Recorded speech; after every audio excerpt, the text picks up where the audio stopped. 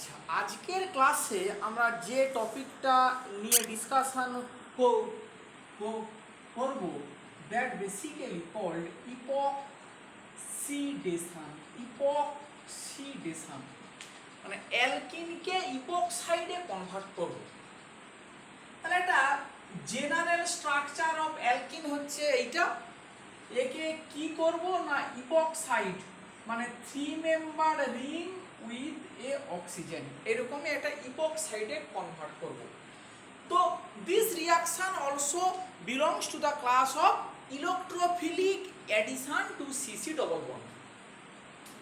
এখন এখানে যে রিয়েজেন্ট মোস্টলি ব্যবহার করা হয় that is called per acid. Per অ্যাসিডের স্ট্রাকচার কেমন না, কার্বক্সিলিক অ্যাসিডের স্ট্রাকচার যদি হয় এইটা RCO2H, পার অ্যাসিডের স্ট্রাকচার হবে RC ডবল বন্ড OOH বা বলবো RCO3H। So this is called per acid. এখন কোন ধরনের পার অ্যাসিড ব্যবহার করা হয়? ম্যাক্সিমাম ক্ষেত্রে যেটা ইউজ করা হয় তার শর্ট নেম হচ্ছে MCPBA, মেটা ক্লোরোপারবেঞ্জোইক অ্যাসিড।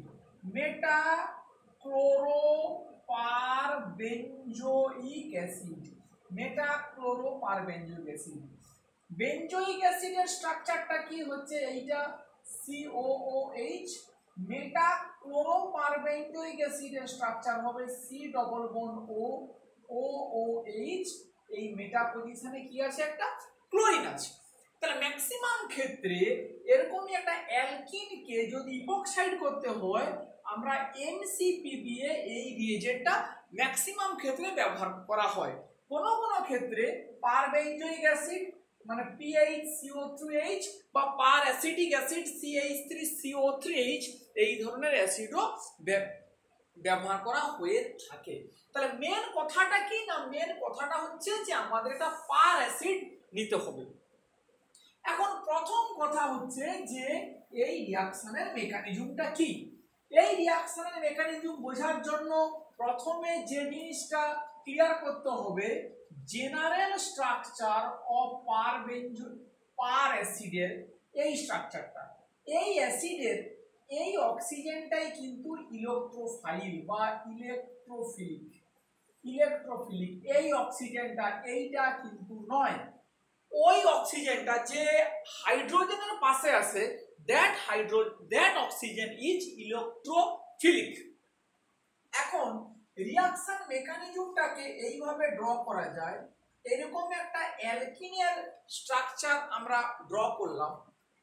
যে অক্সিজেনটা পারক্সাইড হিসাবে আসবে তাকে এইখানে ড্র করলাম, তার হাইড্রোজেনটাকে ওই দিকে ড্র করলাম, তার পাশে এই একটা CO আছে, এই C ডবল বন্ড OR এইভাবে ড্র করা হয়।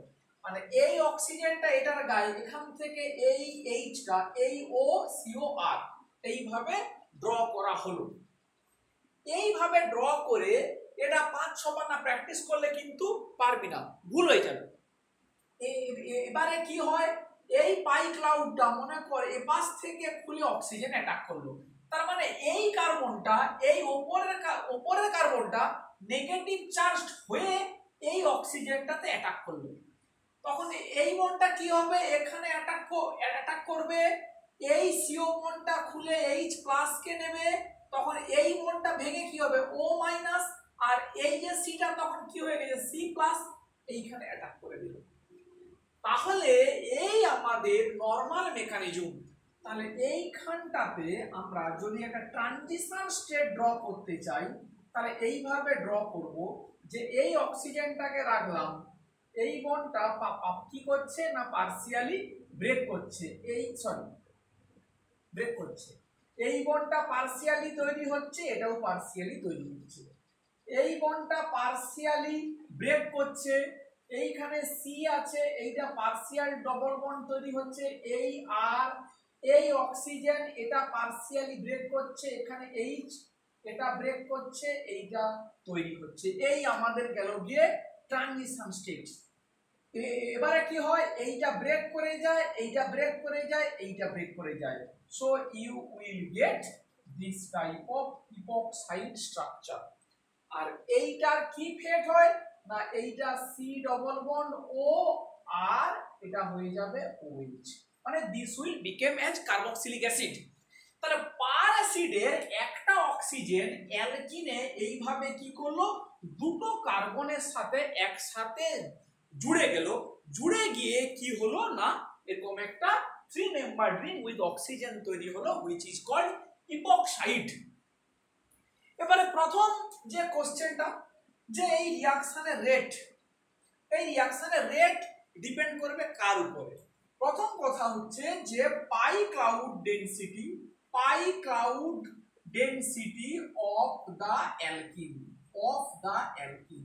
মানে অ্যালকিনের পাই ক্লাউড ডেনসিটি যত বেশি হবে রিঅ্যাকশনের রেট তত বেশি হবে। আমরা এই কথাটা একদম গোড়ার দিকে ক্লাসে ডিসকাশন করে ফেলেছিলাম। এখন পাই ক্লাউড ডেনসিটি বেশি হবে কি মানে একটা অ্যালকিনে যত বেশি আরো অ্যালকিল গ্রুপ সাবস্টিটিউয়েন্ট থাকবে, একটা অ্যালকিনের আরো যত অ্যালকিল গ্রুপ সাবস্টিটিউয়েন্ট থাকবে ইন্ডাকটিভ এফেক্টের জন্য তার কি হবে না তার আরো পাই ক্লাউড ডেনসিটি বাড়বে, ফলে তার রিঅ্যাকশন রেট বেশি হবে। মোটামুটি যদি এরকম একটা এক্সাম্পল দেওয়া যায়, সিম্পলেস্ট অ্যালকিন ইথিলিন তার রিলেটিভ রিঅ্যাকশন রেট যদি হয় 1, ওর থেকে বেশি হবে প্রোপিন, কারণ একটা অ্যালকিল গ্রুপ বেড়ে গেল, তার রিলেটিভ রিঅ্যাকশন রেট হচ্ছে 24, ওর থেকে বেশি হয় কার দুটো সাবস্টিটিউয়েন্ট থাকলে, মানে হয় এরকমই 2 বিউটিন বা এইরকমই আইসোবিউটিন এবং 2 বিউটিন এর দুটোরই যে রিলেটিভ রিঅ্যাকশন রেট কত 500, এর যদি 1 হয় এর রিঅ্যাকশন রেট 24 গুণ বেশি, এর 500 এরও 500। যদি আরো সাবস্টিটিউয়েন্ট দেওয়া হয় CH3 ডবল বন্ড CH3 এর হয় গিয়ে 6500, আরো যদি সাবস্টিটিউয়েন্ট দেওয়া হয় মানে চারটেই আমার যদি সাবস্টিটিউয়েন্ট থাকে তখন এই মলিকুলের 6500 থেকে বেশি হয়। এই ডাটা কিন্তু একবারের জন্য মুখস্থ করতে হবে না, এইটা জাস্ট ফর একটা ইনফরমেশন দেওয়ার জন্য যে এই ইপক্সিডেশনের রেট অ্যালকিনের উপরে আরো অ্যালকিল গ্রুপ সাবস্টিটিউয়েন্ট থাকলে তার পাই ক্লাউড ডেনসিটি বাড়ে, ফলে রিঅ্যাকশন রেটটা বাড়ে। তাহলে এইটা আমাদের পরবর্তীকালে অ্যাকচুয়ালি কাজে লাগবে। বেশ, তাহলে এবারে আমরা প্রথমে আসি এই যে কথাটা আমরা যে মানে ডিসকাশন করলাম যে পাই ক্লাউড ডেনসিটি বেশি যদি হয় তাহলে রিঅ্যাকশন রেট বেশি হয়। এই কনসেপ্টটাকে কাজে লাগিয়ে আমরা এবারে যে জিনিসটা বোঝার চেষ্টা করব যে একটা মলিকুলে যদি মাল্টিপল ডবল বন্ড থাকে, একটা মলিকুলে মাল্টিপল ডবল বন্ড আছে, তাহলে মাল্টিপল ডবল বন্ডের মধ্যে আমরা সিলেক্টিভলি ইপক্সিডেশন করতে পারি হ্যাঁ কিনা, কি সেই ব্যাপারটা না, ধর আমাদের কাছে এই রকমই একটা যে মলিকুল আছে, এই মলিকুলে দেওয়া হলো 1 মোল MCPBA, তাহলে কি হবে? তাহলে এখন দেখ এই মলিকুলে এই একটা ডবল বন্ড আছে আর এই একটা ডবল বন্ড আছে, এই দুটো ডবল বন্ডের মধ্যে 1 মোল দেওয়া হয়েছে, মানে দুটোর মধ্যে একটা ডবল বন্ডেরই ইপক্সিডেশন হবে। কোনটার হবে সেইটা ডিপেন্ড করছে কোনটার উপরে না এদের মধ্যে কোন ডবল বন্ডটা বেশি পরিমাণে নিউক্লিওফিলিক বা কার পাই ক্লাউড ডেনসিটি বেশি। তাহলে এই দুটোর মধ্যে এই ডবল বন্ডটা ডাই সাবস্টিটিউটেড, এই ডবল বন্ডটা টেট্রা সাবস্টিটিউটেড, মানে এটা চারটেই সাবস্টিটিউয়েন্ট আছে। তাহলে আমরা কি বলবো যে এই ডবল বন্ডটাতে কি আছে মোর পাই ক্লাউড ডেনসিটি, তাহলে এটা বলতে পারি যে মোর রিঅ্যাক্টিভ। তাহলে 1 মোল যদি MCPB দেই তাহলে এই ডবল বন্ডে ইপক্সিডেশন হবে না, এই ডবল বন্ডটাতে সিলেক্টিভ ইপক্সিডেশন হবে। এই টার্মটা শুনে রাখ, সিলেক্টিভ ইপক্সিডেশন, এটাকে অন্য ভাষায় বলতে পারি রিজিও সিলেক্টিভ ইপক্সিডেশন, মানে দুটো রিজিয়নের মধ্যে একটা রিজিয়নে সিলেক্টিভলি ইপক্সিডেশন হচ্ছে।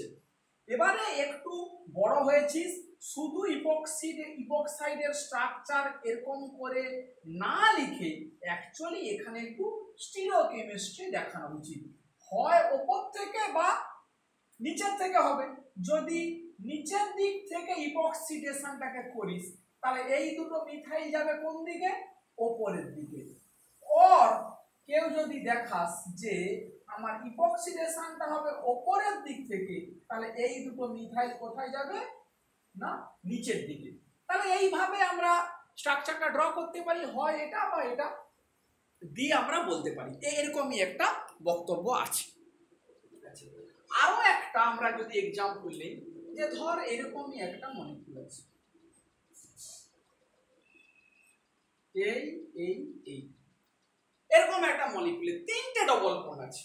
তাহলে এখানে দেওয়া হলো 1 মোল McBa, 1 মোল McBa। তাহলে কি হবে না এই 3টে ডবল বন্ডের মধ্যে এই ডবল বন্ডটাই কি না মোর রিঅ্যাক্টিভ। কেন না এটাই মোর সাবস্টিটিউটেড, অ্যালকিল সাবস্টিটিউটেড। তাহলে কি এখানে হবে না এই রকমই ইপক্সাইডটা তৈরি হবে। এইখানে এরকম করে দেখি, কেউ বিলো দা প্লেনও দেখাতে পারিস, কোনো প্রবলেম কিন্তু এখানে নেই। তাই এইভাবে কিন্তু আমাদের অ্যাকচুয়ালি খেয়াল রাখতে হবে যে ইপক্সিডেশনটা কোথা থেকে হবে, কিভাবে হবে। বেশ, এইটা একটা বক্তব্য গেল। এবারে যে যে জায়গাটাতে আমরা এমফাসাইজ যে করব, হোয়াট ইজ দ্য অ্যাপ্লিকেশন, মানে এই ইপক্সিডেশনের অ্যাপ্লিকেশনটা কি। ইপক্সিডেশনের যেটা মেন অ্যাপ্লিকেশন, যেটা এক এবং একমাত্র আমরা যে মানে পড়ব, যে অ্যালকিনের জিওমেট্রিক্যাল আইসোমারকে ইন্টারচেঞ্জ করা, মানে সিস অ্যালকিন কে তারই করেসপন্ডিং ট্রান্স অ্যালকিনে কনভার্ট করা, বা ট্রান্স অ্যালকিনকে তার করেসপন্ডিং সিস অ্যালকিনে কনভার্ট করা। এই জিনিসটাই আমরা শিখব ইপক্সিডেশনের অ্যাপ্লিকেশন। একটা অ্যালকিনের সিস ট্রান্স আইসোমারাইজেশনকে ইন্টারচেঞ্জ করা কেমিক্যালি। তাহলে ধর আমরা একটা সিস আইসোমার নিই, সব থেকে ইজিয়েস্ট এক্সাম্পল হচ্ছে cis two butene. Cis two butene নেওয়া হবে, এখানে কি দেবো না McBa। ভালো করে প্র্যাকটিস করবি, প্রচুর বার এক্সামে দেয় কিন্তু। তাহলে এইভাবে ইপক্সিডেশনটা করবি একবারে গোদা বাংলা মেথডে। কেউ নিচের দিকে পারিস দেখাতে, কেউ উপরের দিকে করতে পারিস। এরকমই একটা ইপক্সাইড হলো। এই ইপক্সাইডটা যেই হলো, এবারে এখানে কি দিবি PPH3, একটা ইম্পর্টেন্ট রিএজেন্ট। এর নাম হচ্ছে ট্রাইফিনাইল ফসফিন। ট্রাইফিনাইল ফসফিন মানে ফসফরাস থেকে কি আছে, 3 দিকে 3টে বেনজিন আছে, PPH3। এই হচ্ছে গিয়ে রিএজেন্ট ট্রাইফিনাইল ফসফিন। ফসফরাসের এখানে কি আছে, লোন পেয়ার আছে। ট্রাইফিনাইল ফসফিনের ফসফরাসটা এক্সট্রিমলি নিউক্লিওফিলিক। কি করবে, ও ইপক্সিডেশনের এরকম সেন্টার একটা এসএন টু অ্যাটাক করবে। এসএন টু অ্যাটাক দিলে এই বন্ডটা খুলে যাবে। এই অ্যাটাকটা এসএন টু, এইগুলো হচ্ছে স্ট্রাইকিং ফিচার্স। এইখানে যদি এসএন টু অ্যাটাকটা হয় তাহলে কি হবে, এই CH3H এইটা খুলে গিয়ে কি হলো O-, এইখানটাতে কি হবে PH3, কারণ অ্যাটাক কিন্তু করেছে কে, ফসফরাস। তাহলে এই কার্বনের সঙ্গে বন্ডিংটা হবে কার না, ফসফরাসের বন্ডিংটা হবে। এইটা কিন্তু ইম্পর্টেন্ট, মানে এই C এর সাথে ফসফরাসের বন্ডিং, ফলে ফসফরাসটা কি পাবে, প্লাস চার্জ। এবারে দেখ কি হবে, এই স্ট্রাকচারটা এলো। এই স্ট্রাকচারে কি হয়, এই CC বন্ডটা 180 ডিগ্রি রোটেট করে। এই CC বন্ডটা 180 ডিগ্রি রোটেশন করে। কি হবে রোটেশন করলে এবং কেন রোটেশন হবে, আমরা সেই কথাতে আসছি। তাহলে এই বন্ডটা যদি রোটেট করে সবাই কি হবে 180 ডিগ্রি ঘুরে যাবে। তাহলে এই CH3H এই অক্সিজেন গিয়ে তোর মাইনাস, এখানে কি আসবে PH3 প্লাস। এবারে দেখ যদি এরা সবাই 180 ডিগ্রি ঘুরে তাহলে এই হাইড্রোজেনটা যাবে এখানে, মিথাইলটা আসবে এখানে। এইখানটাতে খুব ভালো করে খেয়াল রাখতে হবে যে এরকম ভাবে অ্যাকচুয়ালি এই বন্ডটা যদি 180 ডিগ্রি ঘুরে PPH3 নিচে নামবে এবং এইচটা যাবে এখানে, মিথাইলটা আসবে এইখানে। এই চেঞ্জটা দেখাতে হবে, মানে এই মিথাইলটা বিলো দা প্লেন ছিল, এটা চলে এলো অ্যাবাভ দা প্লেন। এই এইচটা ছিল অ্যাবাভ দা প্লেন, এটা চলে গেল বিলো দা প্লেন। কেউ এটাকেও দেখাতে পারিস, মানে এটাকে ফিক্সড রাখলি, এইটাকে ঘুরিয়ে এই অক্সিজেনটাকে ওপাশে নিয়ে গেলি, তখন এই মিথাইলটা এখানে আসবে, এইচটা এখানে যাবে, যার যা খুশি। মেন বক্তব্যটা কি না অক্সিজেন মাইনাস এবং ফসফরাস প্লাসটাকে একই দিকে আনতে হবে। এবারে কি হবে ও মাইনাস আর পি প্লাস মিলে সঙ্গে সঙ্গে একটা বন্ড তৈরি করবে, এটা 4 মেম্বার রিং ও পি, এইখানে CH3H পি PH3, মানে এই পি এর সাথে কি আছে আরো তিনটে ফিনাইল আছে PH PH PH। এই যে 4 মেম্বার রিং এইটাকে বলা হয় beta in structure. Beta in structure তা তৈরি হয়।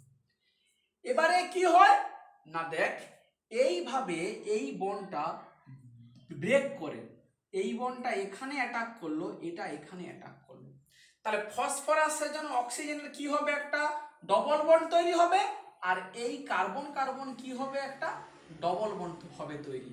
তাহলে কার্বন কার্বন ডবল বন্ড তৈরি হওয়া মানে এই ডবল বন্ড এই CH3 প্লাস ও ডবল বন্ড পি এর সাথে কি আছে PH PH PH, মানে এটাকে বলা হয় PH3P ডবল বন্ড ও, PH3P ডবল বন্ড ও। এর নাম হচ্ছে ট্রাইফিনাইল ফসফিন অক্সাইড বা সংক্ষেপে বলে TPPO। এইটাকে বলা হয় TPP, ট্রাইফিনাইল ফসফিন, বা কি নাম TPP। এখানে অনেকগুলো কথা আমাদের বলতে হবে, জানতে হবে। সেই কথাগুলো কি না এই বন্ডটা হঠাৎ করে কেন রোটেট করতে গেল, এবং আমরা এতদিন পর্যন্ত পড়েছি যে 4 মেম্বার রিং হাইলি আনস্টেবল, কিন্তু এখানে একটা 4 মেম্বার রিং তৈরি হচ্ছে। এখন এই সমস্ত প্রশ্নের উত্তর দেবে কে না উত্তর দেবে এনথালপি। এনথালপি আমরা এই যে কথাটা প্রায়শই বলি বা বলতাম যে 4 মেম্বার রিং আনস্টেবল, এটা কেন বলতাম, কারণ আনস্টেবল মানে কি স্ট্রেন হয়। স্ট্রেন মানে কি না সে এনার্জি গেইন করে সিস্টেম, সেই জন্য সে আনস্টেবল হয়। মানে যা কিছু স্টেবল আনস্টেবল সব কিছুর পেছনে কি আছে না এনথালপি আছে। এখন এখানে যে কথাটা বলা হয় যে ফসফরাস আর oxygen PO bond energy is very high, PO bond energy is very high. তাহলে ফসফরাস অক্সিজেনের বন্ড এনার্জি যদি ভেরি হাই হয় তাহলে ঘুরিয়ে আমরা বলতে পারি মানে PO বন্ডের ডিসোসিয়েশন এনার্জি ভেরি হাই, বা ফসফরাস অক্সিজেন বন্ডকে ক্লিপ করতে গেলে বেশি এনার্জি সাপ্লাই করতে হবে। ঘুরিয়ে কি বলবো না ফসফরাস অক্সিজেন বন্ড যদি তৈরি হয় হিউজ এনার্জি রিলিজ করবে, তার মানে সিস্টেম অনেক বেশি স্টেবল হবে। তাহলে এইখানে ফসফরাস অক্সিজেনের মধ্যে এই বন্ডিংটা তৈরি হওয়ার জন্যই এই সিসি বন্ডটা 180 ডিগ্রি রোটেট করেছে, মানে এরা একই দিকে না এলে তো এই পিও বন্ডটা তৈরি হতে পারবে না। সেই পিও বন্ড তৈরি হওয়াটাই driving force for this C C bond rotation. C C bond rotation, তাহলে এই সিসি বন্ডটা রোটেট করলো কেন না to make PO bond phosphorus oxygen bond. কেন না PO বন্ড হাইলি স্টেবল, ফলে heavy amount of energy will be release, system will get stabilized. তাহলে পুরো ব্যাপারটা কিন্তু এইটার মধ্যেই লুকিয়ে আছে যে phosphorus oxygen bond energy very high, পরীক্ষাতে দিলে এই পয়েন্টটাকে উল্লেখ করতেই হবে। তাহলে এই বিটাইন স্ট্রাকচারটা তৈরি হলো। সেম কারণে পিও বন্ড এনার্জি ভেরি হাই, ফলে পিও বন্ড ছিল এখানে সিঙ্গেল বন্ড, এই বিটাইন স্ট্রাকচারটা আবার কি করলো না কোলাপস করে গেল। কেন না to make phosphorus oxygen double bond, PO double bond, তাহলে আরো বেশি এনার্জি রিলিজ করবে কারণ PO bond energy is very high. তাহলে পি ডবল বন্ড ও যদি তৈরি হয় তাহলে সি ডবল বন্ড তৈরি হতে বাধ্য। সেই জন্যই কি হলো না এই অ্যালকিনটা হয়ে গেল। তাহলে দেখ আমরা সিস টু বিউটিন নিয়ে শুরু করেছিলাম, মানে মিথাইল একদিকে ছিল, যেই এই বিটাইন স্ট্রাকচার তৈরি হওয়ার জন্য এটা সিসি বন্ডটা মানে গিয়ে রোটেট করলো, সঙ্গে সঙ্গে মিথাইল তার ডিরেকশনটা চেঞ্জ করে ফেললো, ফলে ছিল সিস টু বিউটিন, আমরা কি পেয়ে গেলাম ট্রান্স টু বিউটিন। তাহলে দেখ ভাইস ভার্সা যদি ট্রান্স টু বিউটিন নিয়ে শুরু করা হয় একই মেথডে কি হবে, তাহলে সিস টু বিউটিনটা তৈরি হবে। এবারে এইখানে একটু একটু হয়তো কারো এই স্টিরিওকেমিস্ট্রিটা বুঝতে একটু যে মানে সমস্যা হতে পারে, এইখানে আর একটু ক্লিয়ার করে নিউম্যান প্রজেকশনে যদি একটা দেখাই তোদের বুঝতে একটু সুবিধা হবে হয়তো। আমি এইভাবে লিখি ট্রান্স টু বিউটিন নিয়ে শুরু করি, ট্রান্স টু বিউটিন নিয়ে শুরু করি। এখন দেখ আমরা যদি মনে কর এখানে দিলাম NCPDA, আমরা মনে কর ইপক্সাইডটা বিলো দা প্লেন তৈরি করছি,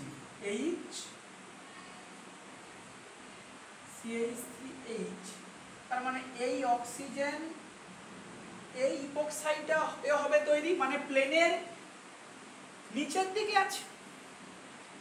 এইটাকে আমরা নিউম্যানে কিভাবে লিখব না নিউম্যানে এই অ্যালকিনটাকে যদি আগে আমরা লিখে ফেলি তাহলে ফ্রন্ট কার্বনটা কোনটা, মনে কর এইটা আমার ফ্রন্ট কার্বন, তাহলে এই মিথাইল H, এইটা ব্যাক কার্বনে কি আছে এই যেখানে কি আছে মিথাইল, এই আমার অ্যালকিনের স্ট্রাকচারটা।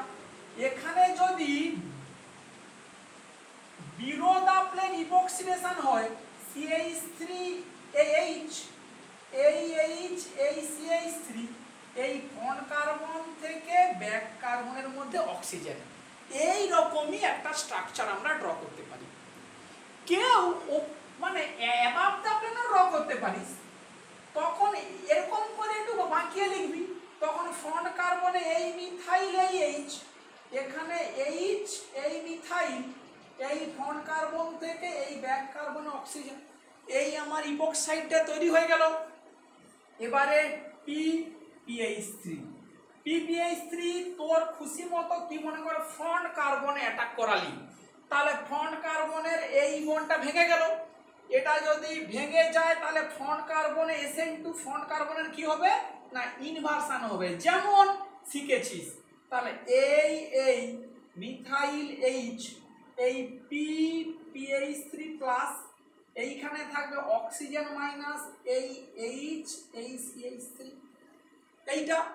এবারে নিশ্চয় বুঝতে পারছিস কি হতে হবে 180 ডিগ্রি রোটেট করতে হবে, তাহলে করলে কি স্ট্রাকচারটা আসবে না আমরা যদি ফ্রন্ট কার্বনটাকে করে দেই এরকম করে PPH3 প্লাস, তাহলে ফ্রন্ট কার্বন 180 ডিগ্রি ঘুরলে মিথাইল এখানে Hটা এখানে, ব্যাক কার্বনের কি আছে অক্সিজেন মাইনাসটা এখানে, এখানে কে আছে H, এখানে কে আছে আমার CH3। এবারে ও পিওর মধ্যে কি হবে একটা 4 মেম্বার রিং, তাকে এইভাবে দেখাবো আমরা এই P এই H এই CH3 এই CH3 এই H এই অক্সিজেন এই PH3, এই 4 মেম্বার রিং তৈরি হয়ে গেল। এবারে কি হবে এই P ডবল বন্ড ও বন্ড তৈরি হয়ে গেল, এই আমার অ্যালকিনটা চলে এলো HCH3 HCH, তার মানে কি CH3H ডবল বন্ড CH3H ছিল ট্রান্স হয়ে গেল কি সিস। এই রোটেশনটাই ইম্পর্টেন্ট 180 ডিগ্রি, এবং এখানে এই কারণটা অ্যাকচুয়ালি লিখতে হবে, এই কারণটা লেখা উচিত। তাহলে তোদের খুশি মতো তোরা এটাকে নিউমেনেও করতে পারিস, সহজেও করতে পারিস, কোনো কিন্তু প্রবলেম এখানে নেই। তাহলে মেন কথা কি না, এটার অ্যাপ্লিকেশনটা কি না, to convert cis two butene to trans two butene via triphenyl phosphine দিয়ে।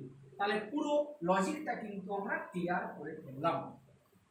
বেশ, এই প্রসঙ্গে আরেকটা তথ্য একটু বলতে হবে, কি সেটা না, আমরা পড়ছি ইপক্সিডেশন, কার ডবল বন্ডের ইপক্সিডেশন। তাহলে আমরা কি বললাম যে ইপক্সিডেশন ডবল বন্ডের একটা electrophilic addition to C double bond C. সেই রিঅ্যাকশনের রেট ডিপেন্ড করছে কোনটার উপরে না, ডবল বন্ডের পাই ক্লাউড ডেনসিটি কতটা। এখন কোশ্চেন হচ্ছে ডবল বন্ডের পাশে যদি কোনো ইলেকট্রন উইথড্রয়িং গ্রুপ থেকে থাকে, ইলেকট্রন উইথড্রয়িং গ্রুপ, তাহলে কি হবে, এর পাই ক্লাউড ডেনসিটি কি হবে, লস্ট বা লুজেস বা রিডিউসড হয়ে যাবে, পাই ক্লাউড ডেনসিটি কমে যাবে। তাহলে ডবল বন্ডের যদি পাই ক্লাউড ডেনসিটি কমে যায়, তাহলে আমরা বলতে পারবো যে NCPBA দিয়ে রিঅ্যাকশনটা হবে না। তার কি কারণ না, NCPBA দিয়ে যে রিঅ্যাকশনটা দ্যাট ইজ ইলেকট্রোফিলিক অ্যাডিশন, তাহলে রিঅ্যাকশনটা হবে না। একটা প্রায়শই এক্সাম্পল দে যে একটা ডবল বন্ডের পাশে যদি একটা কার্বনিল গ্রুপ থাকে, ডবল বন্ডের পাশে একটা কার্বনিল গ্রুপ, কার্বনিল গ্রুপ মানে কি গ্রুপ, ইলেকট্রন উইথড্রয়িং গ্রুপ। এই মলিকুলকে কিভাবে এরকমই ইপক্সাইডে কনভার্ট করা যেতে পারে। তাহলে এই মলিকুলকে অন্যভাবে বলা যায় this is called alpha beta unsaturated carbonyl. Alpha beta unsaturated, এই কার্বনিলের সাপেক্ষে এইটা আলফা পজিশন, এইটা বিটা পজিশন। এখন ইপক্সিডেশন NCPBA দিয়ে হবে না, কারণ এই ডবল বন্ডের পাই ক্লাউড ডেনসিটি অত্যন্ত কম। তাহলে কি মেথড না, আমরা আমাদের নিউক্লিওফিলিক অ্যাটাকের কথা ভাবতে হবে, এমন কোন রিএজেন্টের কথা বলতে হবে যে কিনা নিউক্লিওফিলিক এবং সে ইপক্সিডেশন করতে পারে। সে কে না, অ্যালকালাইন হাইড্রোজেন পারক্সাইড। ওই পারক্সাইড কিন্তু সেটা hydrogen peroxide in presence of alkali. আমরা জানি অ্যালকালাইন H2O2 দিলে কি তৈরি হয়, হাইড্রো পারক্সাইড মাইনাস, এরকম করে এটা অ্যানায়ন তৈরি হয়। রিঅ্যাকশনের মেকানিজমটা মুখস্থ করতে হবে, কি সেটা না, এইরকম যদি আমাদের কাছে একটা আলফা বিটা আনস্যাচুরেটেড মানে কার্বনিল থেকে থাকে, হাইড্রো পারক্সাইড OOH মাইনাস, এটা এই পজিশনে অ্যাটাক করলো, এই ডবল বন্ডটা ভেঙে এখানে গেল, এটা এই চলে এলো, তাহলে স্ট্রাকচারটা কি এলো না, এইটা হয়ে গেল O মাইনাস, এখানে অ্যাটাক করেছে OOH, এই ইন্টারমিডিয়েট এরকমই এই স্ট্রাকচারটা তৈরি হয়ে গেল। ভালো করে খেয়াল কর, এবারে এই O মাইনাসটা এখানে অ্যাটাক করলো, এই বন্ডটা ভাঙা মানে এই কার্বনটা কি হবে, মাইনাস চার্জ, তাহলে ও এই অক্সিজেনে অ্যাটাক করলো, এই OH মাইনাসটা বেরিয়ে গেল। সো ইউ উইল গেট এই ইপক্সাইড, এখানে যেমন CO ছিল তেমন কি হয়ে গেল, COটা ব্যাক করে গেল। এইটাই হচ্ছে গিয়ে actually method to make or to convert an alpha beta unsaturated carbonyl to epoxide. মানে এটা কার্বনিল না থেকে এরকমও কেউ হতে পারে, CO2ET থাকতে পারে, মানে এটা একটা স্টার, সেও কি ইলেকট্রন উইথড্রয়িং গ্রুপ, তাহলে তাকেও যদি এরকম করে ইপক্সিডেশন করতে হয় তাহলে কি দেবো, অ্যালকালাইন H2O2। এখানে আমার নাইট্রো থাকতে পারে, এখানে আমার সায়ানো থাকতে পারে, আমার এখানে অ্যালডিহাইড থাকতে পারে, এই ধরনের মলিকুল যারা কিনা ইলেকট্রন উইথড্রয়িং গ্রুপ, তারা থাকলে সেই ডবল বন্ডকে ইপক্সিডেশনের জন্য আমাদের ইলেকট্রোফিলিক রিঅ্যাকশন চলবে না, আমাদের কি চাই না নিউক্লিওফিলিক রিঅ্যাকশনের কথা চিন্তা করতে হবে। তাহলে এই পার্টটা গেল গিয়ে আমাদের এই ইপক্সিডেশনের গল্পটা। তাহলে মেন অ্যাপ্লিকেশনটা কি না, to convert cis two butene to trans two butene, এই কথাটা খেয়াল রাখতে হবে।